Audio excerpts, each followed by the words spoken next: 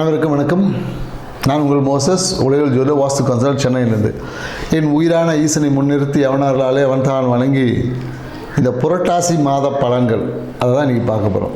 ஏன்னா முதல்ல இந்த புரட்டாசி அப்படின்ற அந்த மாதத்தை பற்றின ஒரு சின்ன புரிதலோடு இந்த நிகழ்வை தொடங்கும். என்னென்னாக்கா புரட்டாசி புரட்டு அப்படின்னு வச்சுப்போம். ஏன்னா இந்த டைம் பார்த்திங்கன்னா காலபுருஷ தத்துவத்துக்கு 6ஆம் இடத்துல சூரிய பகவான் சஞ்சரிப்பார். ஸோ 6ஆம் பாவம் என்பது மறைவு ஸ்தானம் என்பது ஜோதிடத்தில் சொல்லப்படுது.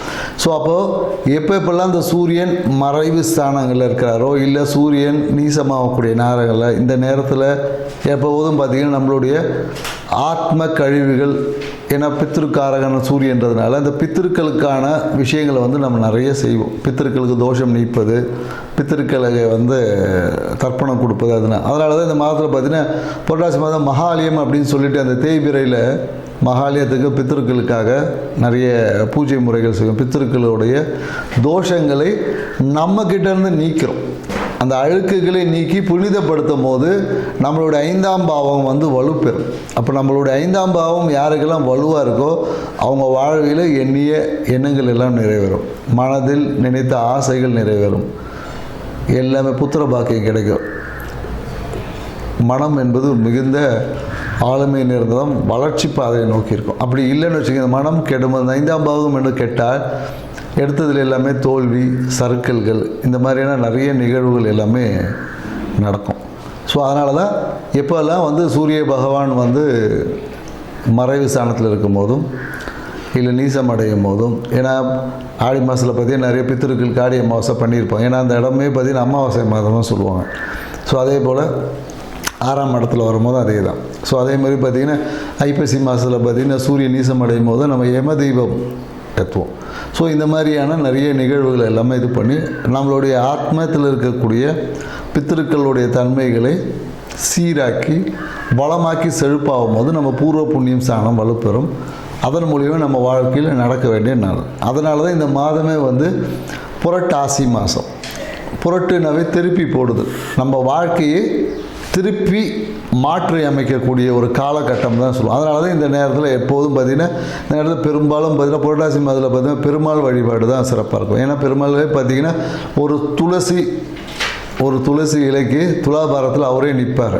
ஸோ அப்போ அந்த துளசியால் நமக்கு பார்த்திங்கன்னா என்னென்னாக்கா மனம் என்பது இருக்கும். இன்றைக்கி நிறைய மன அழுத்தம், மன இறுக்கம், மனம் சார்ந்த வியாதிகள் எல்லாமே இருக்குது. இவங்க எல்லாமே அந்த துளசி தீர்த்தத்தை நம்ம பருகிட்டு வரும்போது மனம் என்பது நிறைய இந்த எப்படி சொல்கிறதுன்னா தேவையற்ற விஷயங்கள் ஈடுபடாமல் மனம் நல்ல ஒரு செழுமையாக இருக்கும். ஸோ அதற்காக தான் இந்த மாதமே புரட்டாசி உங்கள் வாழ்க்கையை புரட்டி போட்டு சீர் செய்யக்கூடிய மாதமாக தான் இந்த மாதம் இருக்கும்.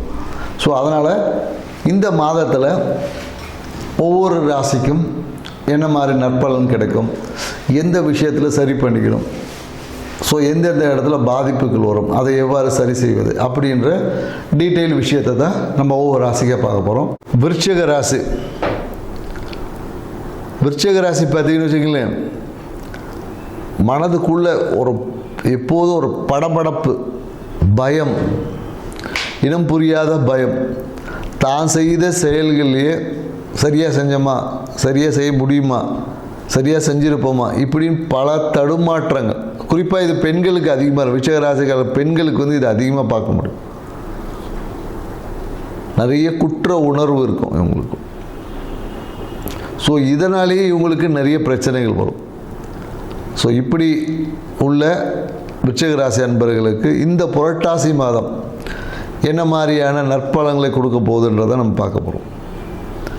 ஏன்னா ராசி அதிபதியான செவ்வாய் பகவான் பார்த்திங்கன்னா 12ல் இருக்கார். ஸோ அப்போ ஆல்மோஸ்ட் என்னென்னு வச்சுக்கலேன், இந்த காலகட்டத்தில் பயணங்கள் என்பது இருக்குதுன்னு சொல்லுவாங்க. வெளியூர் பயணமாக இருக்கலாம், இல்லை வேலை விஷயமாக பயணங்கள் இருக்கலாம். ஏதோ ஒரு விதத்துக்காக பயணங்கள் ஏற்படும். தொழில் ரீதியில் பார்த்தீங்கன்னு வச்சுக்கோங்க, தொழில் ரீதியான வேலை தேடக்கூடியவங்களுக்கு இந்த கால வேலை வாய்ப்புகள் கிடைக்கும். வேலை பிஸ்னஸ் தொழில் செய்யக்கூடியவங்களுக்கு ப்ரொமோஷனுக்காக எதிர்பார்த்துருக்கவங்களுக்கு ப்ரொமோஷன் கிடைப்பதற்கான அந்த ப்ராசஸ் ஒர்க்கை ஸ்டார்ட் பண்ணுவாங்க. சூழ்நிலைகள் எல்லாமே சாதகமாக இருக்கும். நண்பர்கள் மூலியமாக தொழில் தொடங்கக்கூடிய வாய்ப்பு உருவாகும். இல்லை நண்பர்கள் மூலியமாக வேலை வாய்ப்பெல்லாம் கிடைக்கும். குறிப்பாக இந்த காலகட்டத்தில் என்ன பண்ணுவாங்கன்னா வாழ்க்கை துணைக்காக இல்லை வாழ்க்கை துணைக்கு கூட வேலைக்காக முயற்சி செய்யக்கூடிய வாய்ப்புகள் எல்லாமே இருக்கும். நிறைய பேர் என்ன பண்ணுவாங்கன்னா இப்போ கணவனா மனைவி, மனைவினா கணவன் ஏதாவது ஒரு பொருள் வாங்கி கொடுப்பாங்க. ஃபோனு கிஃப்ட் பண்ணுறது, மொபைல் ஃபோன் கிஃப்ட் பண்ணுறது, அப்படி இல்லைன்னா ஒரு வாகனம் வாங்கி கொடுக்குறது, புதிய வாகனம் எங்கள் ஹஸ்பண்டுக்கு பிடிச்சின்னு ஒரு காஸ்ட்லியாக கார் வாங்கி கொடுக்குறது, அவங்க வசதிக்கு ஏற்ப ஏதோ ஒரு லக்ஸரியஸ் பொருள் வந்து இந்த காலத்தில் கிஃப்டாக கிடைக்கும் அப்படின்னு சொல்ல முடியும். அதே போல் நிறைய பேருக்கு என்னென்னாக்கா வாழ்க்கை துணையோட வேலைக்காக இல்லை அவருடைய வேலைக்காக இவங்க முயற்சி செய்வது, இந்த மாதிரி நிகழ்வு எல்லாமே நடக்கும். வேலை செய்யக்கூடிய விருச்சிக ராசியாக தான் இந்த காலத்தில் ப்ரொமோஷன் கிடைக்கும். குறிப்பாக அரசு துறையில் இருக்கவங்களுக்கு ப்ரொமோஷனுக்கான இந்த ப்ராசஸ் ஸ்டார்ட் பண்ணுவது, அதுக்கான இனிஷியேட்டிவ்ஸ் எடுப்பது எல்லாமே இந்த காலகட்டத்தில் அந்த பேப்பர் ஒர்க் சொல்லுவாங்களே அதெல்லாமே இந்த காலத்தில் நடந்து ப்ரொமோஷன் கிடைப்பதற்கான வாய்ப்புகள் கூட அதிகமாக இருக்குது. மருத்துவ விரயமும் இருக்குது. ஏதாவது ஒரு காரணங்களுக்காக ஒரு மருத்துவ விரயம் என்பது ஏற்படும். வேலைக்காக வெளியூர் பயணங்களும் இருக்குது. சில பேர் என்னென்னாக்கா வேலையை விட்டுருவாங்க. ஏதோ ஒரு விஷயங்கள்னால, ஒரு அழுத்தத்தினால வேலையில் ரொம்ப ப்ரெஷர் கொடுக்குறாங்க அப்படின்னு சொல்லி வேலையை விட்டுட்டு புதிய வேலையை சேரக்கூடிய வாய்ப்புகள் எல்லாமே இருக்குது. ஸோ அப்போ இந்த மாதம் பார்த்தீங்கன்னா விருச்சிக ராசிக்கு அப்புறமேதான் வேலை சார்ந்த விஷயத்தில் நிறைய இருக்குது. அதே போல் என்னென்னாக்கா தொழில் செய்யக்கூடிய நபர்கள் இந்த காலம் நிறைய பொருளாதார உதவிகள் நிறைய கிடைக்கும். நிறைய பேர் காசு கொடுக்குறேன்னு சொன்னவங்களாம் கொடுத்துருவாங்க. பொருளாதாரம் என்பது திடீர் நிகழ்வாக இருக்கும். ஆனால் உங்கள் பணத்தை யார்கிட்ட நம்பி கொடுத்துடாதீங்க. கொடுத்தீங்கன்னா அதோடு அவ்வளோதான். நீங்கள் யார்கிட்ட அதுக்கு என் காசை கொஞ்ச நாள் வச்சுன்னு இருப்பா, நான் அப்புறம் வாங்கிக்கிறேன் அப்படின்னு கொடுத்தீங்கன்னா அவ்வளோதான், அது மறந்துடணும். ஏன்னா திருப்பி கொடுக்கக்கூடிய சூழல் அவங்களுக்கு ஏற்படாது. இதுக்கு காரணம் உங்கள் ஜாதகம் தான். நீங்கள் அவங்கள குறை சொல்லி ஒன்றும் பிரச்சனை இல்லை, ஒரு பிரயோஜனமும் கிடையாது. இப்போ நீங்கள் அவங்ககிட்ட பணம் கொடுத்தீங்கன்னா இந்த காலகட்டத்தில் திரும்பி வராது. ஸோ ஷார்ட் டைம் கொடுக்குறவங்க எல்லாம் அப்படி, அதாவது ஒரு 15 நாளில் கொடுக்குறேன், ஒரு மாதத்தில் கொடுக்குறேன் அப்படின்னு வாங்கினாங்கன்னா அந்த பணத்தை திருப்பி வாங்குறதுக்கு நீங்கள் பல கஷ்டத்தை பட வேண்டியது இருக்கும். மனவேதனை வந்துடும். அந்த உறவே சில நேரத்தில் கெட்டு போயிடலாம். அவங்க நல்ல ஃப்ரெண்டாக இருப்பாங்க, ஒரு 10,000 கடன் வாங்கியிருப்பாங்க. அவங்களுக்கு உங்கள் ஜாதகத்தின் அமைப்பு பிரகாரம் அவங்களுக்கு எல்லா கடன் அடைப்பாங்க. உங்களோட 10,000 கொடுக்கறதுக்கான வாய்ப்பு உருவாகாது. உங்களுக்கு கொடுக்கணும்னு நினச்சா அவனுக்கு பணம் வராது. அப்போ என்ன இடம், உறவு பாதிப்புகள் ஏற்படும். அதனால் பணத்தால் பிரச்சனை வரும். தயவு செய்து இந்த காலகட்டத்தில், அதுக்காக எப்போதும் பிரச்சனைன்னு சொல்லுவோம், இந்த காலகட்டத்தில் பணத்தை கொடுத்து பகையை வளர்த்தக்கூடிய வாய்ப்பு இருக்கும். அதனால் யாருக்காவது உதவின்னு கேட்டாங்கன்னா திரும்பி வராதுன்னு நினச்சி கொடுத்துட்டிங்கன்னா பிரச்சனை இல்லை. இல்லை சிறிய உதவிகளை செஞ்சுட்டு வேறு எங்கேயா ட்ரை பண்ணி போயிருந்தாலும் இவ்வளோ தான் முடியும்னு சொல்லி கொடுத்துட்டு அமைதியாக இருந்தீங்கன்னா உங்களுடைய உறவு நல்லாயிருக்கும். பணத்தை கொடுத்துட்டு பகையை வளர்த்துக்கக்கூடிய வாய்ப்புகள் தான் இருக்குது. அதே போல் என்னென்னாக்கா மனம், புதிய வீடு வாங்கலாமா, இல்லை பழைய வீடு வாங்கலாமா, புதிய வீட்டுக்கு போகலாமா, இப்படின்னு மனசில் ஒரு இனம் புரியாத வீடு வாங்குறதுல இல்லை வாகனம் வாங்குறதுல ஒரு குழப்பமான சிந்தனை ஓடிக்கிட்டே இருக்கும்.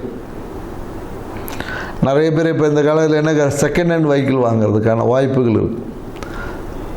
செகண்ட் ஹேண்ட் வெஹிக்கிள் வாங்குறது, இல்லை நிறைய பேர் வீடு மாற்றங்கள் ஏற்படுறது, கட்டின வீடை வாங்கிறது, இந்த மாதிரியான வாய்ப்புகள் எல்லாமே இந்த காலகட்டத்தில் இருக்குது. ஆனால் என்னென்னாக்கா பட்ஜெட்டை மட்டும் கொஞ்சம் பார்த்துக்கணும். ஏன்னா பொருள்கள் வாங்கும்போது நீங்கள் என்னென்னாக்கா போகும்போது ஒரு பட்ஜெட் இருக்கும், திரும்பி வரும்போது பட்ஜெட் பெருசாகிட்டு இருக்கும். ஸோ ரொம்ப கவனம் தேவை. பட்ஜெட்டில் கொஞ்சம் கவனமாக இருங்க. மேலும் அரசு சார்ந்த விஷயத்தில் மிகுந்த அனுகூலமான சூழல்கள் இருக்குது. ஏதாவது இந்த டாக்குமெண்ட் கையாள்வது, ஏன்னா ப்ரொமோஷனுக்கு ஏதாவது டாக்குமெண்டேஷன் ப்ராசஸ் இருந்ததுன்னா சரியான டாக்குமெண்ட்டை 1க்கு 2-3 வாட்டி செக் பண்ணி அனுப்பிச்சிட்டு கன்ஃபார்ம் பண்ணுங்க. ஏன்னா நீங்கள் அனுப்பிச்சேன்னு சொல்லிப்பீங்க, அவங்களுக்கு ரிசீவே ஆகிருக்காது. அதனாலே உங்களுக்கு வர வேண்டிய அந்த பெனிஃபிட்ஸ் தடைப்படுவதுக்கு வாய்ப்பு. அதனால் நீங்கள் ஒரு டாக்குமெண்ட் எதுக்காக சப்மிட் பண்ணுறீங்கனாலும் அந்த டாக்குமெண்ட் ரிசீவ் பண்ணியாச்சா அப்படின்பதை கேட்டு தெரிஞ்சுக்குங்க. இல்லைன்னா அதுக்கப்புறம் அந்த ஒரு டாக்குமெண்ட் வரலன்றதுக்காக உங்களுக்கு கிடைக்கக்கூடிய அந்த சலுகைகள், அந்த பெனிஃபிட்ஸ் எல்லாமே தள்ளி போகும். ஸோ நீங்கள் இந்த புரட்டாசி மாதத்தை சிறப்பாக வச்சுக்க என்ன பண்ணலாம் அப்படின்னு பார்த்தீங்கன்னா, சிவா விஷ்ணு கோயிலுக்கு போயிட்டு வாங்க. சிவா விஷ்ணு கோயிலுக்கு போயிட்டு அங்கே கூடிய இறைவனை தரிசித்து வந்தீங்கன்னா உங்கள் வாழ்க்கையில் நீங்கள் எதிர்பார்க்காத மன மகிழ்ச்சி பெருகும். பொருளாதாரம் என்பது 2 மடங்காக மாறும். லாபம் அதிகரிக்கும். செஞ்சு பாருங்கள், வாழ்க்கை சிறப்பாக. நன்றி, வணக்கம்.